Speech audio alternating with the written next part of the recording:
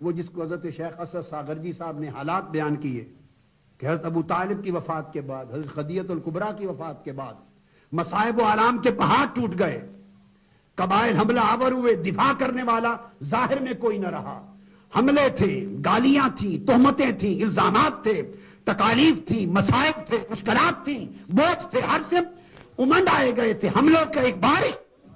آقا علیہ السلام پھر پتھروں سے زخمی کیا گیا، تیر برسائے گئے، لہو لہان کیا گیا، ہر سمت۔ تو پہلے جب کبھی یہ کیفیت ہوتی تو آقا علیہ السلام دکھی دل کے ساتھ جب گھر آتے تو غم کو دور کرنے کے لیے خدیجہ الکبریٰ آگے آ جاتی، کبھی دفاع کرنے کے لیے حضرت ابو طالب آ جاتے۔ اب دونوں دنیا میں نہ رہے تھے، نہ حضرت ابو طالب نہ حضرت خدیجہ الکبریٰ رضی اللہ تعالی۔ جب دونوں نہ رہے تھے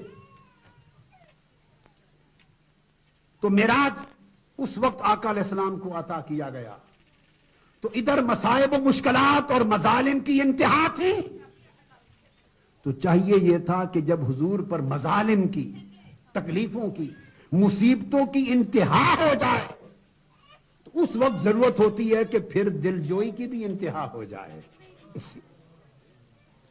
ادھر مظالم انتہا کو پہنچے، ادھر خدا کی شفقت و محبت دل جوئی کے لیے انتہا پہ جا پہنچی۔ اور اس موقع پر اس آیت کو سمجھنا ضروری ہے۔ اس موقع پر فرمایا وَاصْبِرْ لِحُکْمِ رَبِّکَ، میرے محبوب حبیب مکرم ان کی باتوں پر غم نہ کر، ان کی باتوں پر غم زدہ نہ ہو، آپ اپنے رب کے حکم کی خاطر صبر جاری رکھیے، دل جوئی کا وقت قریب آ رہا ہے، صبر جاری رکھیے۔ اور پھر کیا کہ فَإِنَّكَ بِأَعْيُنِنَا، تو پہلی تسلی خاطر فرمائی اور فرمایا صبر جاری رکھیے۔ فَإِنَّكَ بِأَعْيُنِنَا، اگر ان سب نے آنکھیں پھیر لی ہیں تجھ سے تو کیا ہوا، ہم تو ہر وقت تم ہی کو تکتے رہتے ہیں، ہم ہر وقت فَإِنَّكَ بِأَعْيُنِنَا، آپ جو ہر وقت ہماری آنکھوں میں رہتے ہیں، ہر وقت ہم اپنی نگاہیں تجھ ہی پہ مرکوز رکھتے ہیں، ہم اب وقت تم ہی کو دیکھتے رہتے ہیں۔ اور یہ جو نگاہ ہے یہ نگاہ حفاظت بھی ہے اور نگاہ محبت بھی ہے، نگاہ لطف و ملاطفت بھی ہے اور نگاہ کرم و شفقت بھی ہے۔ نظر دیکھتے رہتے ہیں۔ اور پھر وَسَبِّحْ بِحَمْدِ رَبِّكَ حِينَ تَقُومُ، اور میرے حبیب اپنے رب کی تسبیح کرے حمد کے ساتھ جب آپ قیام کریں۔ وَمِنَ اللَّيْلِ فَسَبِّحْ، اور رات کے اوقات میں بھی اس کی تسبیح کیا کریں۔ اب آخری لفظ سننے والا سورہ طور کا آخری لفظ، اور رات کے اوقات میں بھی اللہ کی تسبیح کیا کریں۔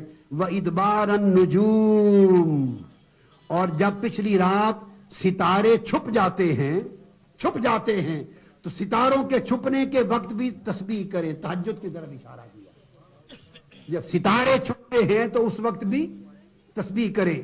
حاضرین مکرم، ہمتن گوش ہو جائیے میری اگلی بات کو سر سے پاؤں تک کان بن کر اور روح بن کے سنیے۔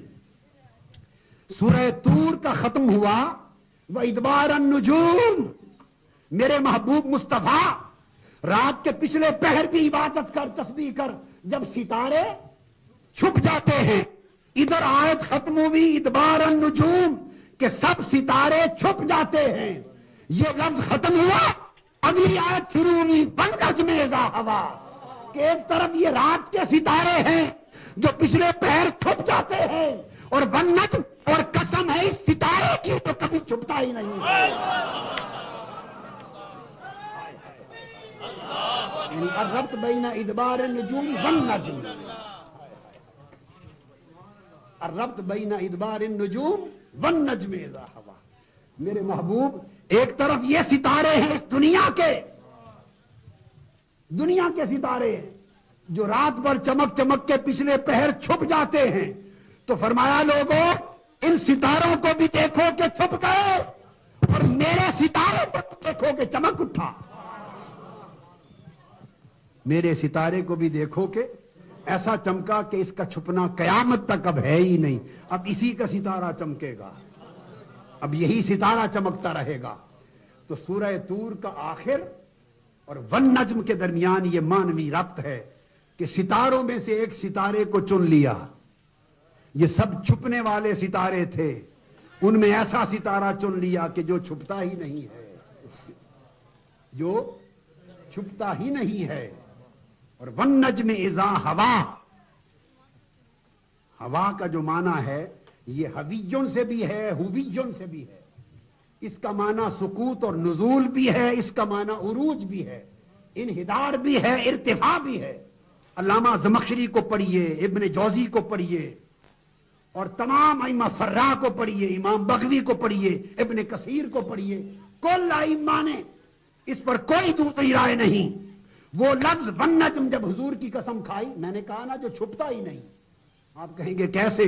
رب کائنات نے وہ لفظ چنا، والنجم اذا ہوا، قسم ہے ستارے محمد کی، اذا ہوا، تو ہوا کا معنی طلوع بھی ہے، ہوا کا معنی نزول بھی ہے۔ فرمایا اوپر سے بیٹھ کے دیکھوں تو قسم ہے محمد کی کہ کس شان سے نیچے جا رہا تھا، قسم ہے محمد کی صلی اللہ علیہ وسلم کہ شب معراج مجھ سے ملاقات کر کے اور سارے مراحل سفر کے طے کر کے کس شان کے ساتھ نیچے اتر رہا تھا۔ اذا ہوا، اذا انحدر، اذا نزل لیلۃ المعراج من مقام قاب قوسین او ادنی، اذا نزل الى الارض من سدرۃ المنتہی، اذا انحدر الى الارض من السماوات السبع، قسم ہے اس ستارے کی جب ایک نرالی شان سے نیچے اتر رہا تھا۔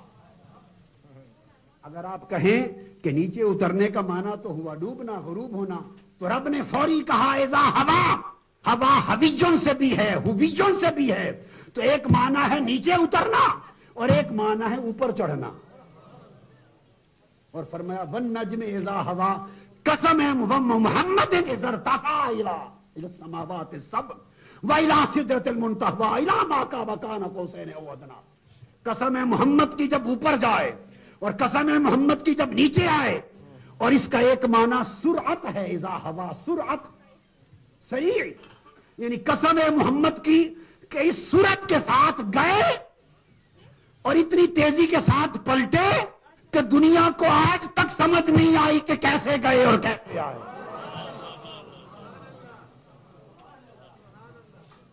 رات کے قلیل لمحے میں ارتفاع بھی کر دیا، انحدار بھی کر دیا، عروج بھی کر دیا، نزول بھی کر دیا، اوپر بھی چلے گئے، نیچے بھی آ گئے، اور ارض و سما کی ساری مسافتیں ایک چشم زدن میں طے کر لی اور واپس آئے، اور کافر پوچھنے لگے اتنے لمحے میں گئے کیسے اور آئے کیسے؟